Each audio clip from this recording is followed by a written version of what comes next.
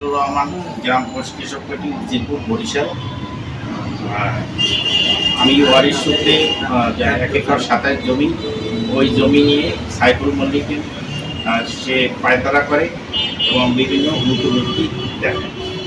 সে এই জমিতে বিভিন্ন কাগজ তৈরি করে, জালিয়াতি বিভিন্ন কাগজ তৈরি করে। অফিসার রায় দেয় একটা, সেই রায় আবেদন সে জাল সই এবং সইমোহর ব্যবহার করে বিভিন্ন কাগজ বিভিন্ন দপ্তরে প্রদান করে। এখন আপনি কি চাচ্ছেন? আমি চাচ্ছি এটা একটা সুষ্ঠু মীমাংসা এবং আমি এই জমি জমার ভাগ সে কোনো পায়তারি না করে। জমি কি আপনার ক্রয় সূত্রে না প্রতি সূত্রে? বাবার নাম কি? মোহাম্মদ হাসান আলী। কত বছর ধরে ভোক্তা খুলে আছে? 55 বছর। এখন কি ভোক্তা খুলে আছে? বর্তমানে আছে। আচ্ছা, আপনি আমার ঘর বাড়ি পুকুর সবকিছুই ওই জমির উপর। অভিযুক্ত কি আপনার স্থানীয়? ওই কাছাকাছি। আচ্ছা, অভিযুক্ত বাবার নাম কি?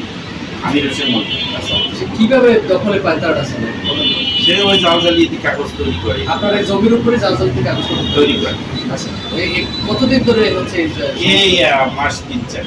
আচ্ছা, এই ঘটনাটা কি আপনাদের হুমকি দাবি দিয়েছে? হুমকি দুমকি দিয়েছে এবং আমি আইনের আশ্রয় নেই, মানে আদালতে মামলা দিচ্ছি। আদালতে মামলা দিয়েছে, তারপর তোমার হুমকি অপরাধ হুমকি দিয়ে যাচ্ছে। আপনার দাবি দেখি।